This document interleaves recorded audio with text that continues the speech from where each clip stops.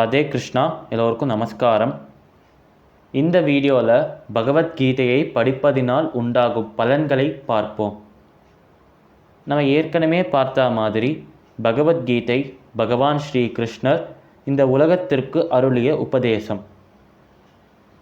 பரமாத்மாவான பெருமாளின் திருமுகத்திலிருந்து தோன்றிய இந்த திருவாய்மொழியான ஸ்ரீமத் பகவத்கீதையை படிப்பதினால் உண்டாகும் ஒரு சில பலன்களை பார்ப்போம்.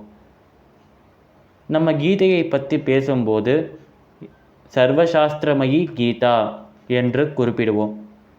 இதற்கு அர்த்தம் அனைத்து சாஸ்திரங்களையும் அனைத்து உபனிஷத்துக்களையும் படிப்பதினால் ஏற்படும் பலன் பகவத்கீதை ஒன்றை படித்தாலே கிடைக்கும்.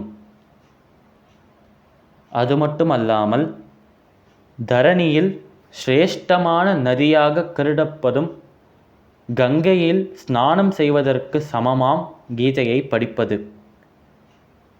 மற்றும் காயத்ரி மந்திரம் ஜபம் செய்வதனால் கிடைக்கும் பலனை விட பல மடங்கு பலன் கிடைக்கும் கீதையை பாராயணம் செய்தால்.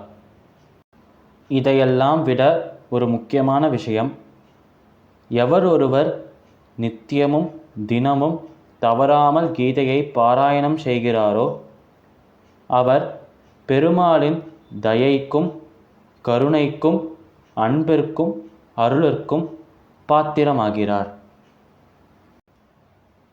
இத்தகைய மகிமைகள் உடைய பகவத்கீதையை தான் அஞ்ஞான இருளை விலக்கி ஞானத்தை அருளும் கீதா தீபத்தை தான் இந்த தொடரில் இந்த சீரீஸில் நம்ம பார்க்க போகிறோம். ஆகையால் பகவத்கீதையை படிப்பதினால் உண்டாகும் ஒரு சில முக்கியமான பலன்கள் இவையே. சமஸ்தலோகாஹ சுகினோ பவந்து. சர்வம் ஸ்ரீ கிருஷ்ணார்பணமஸ்து.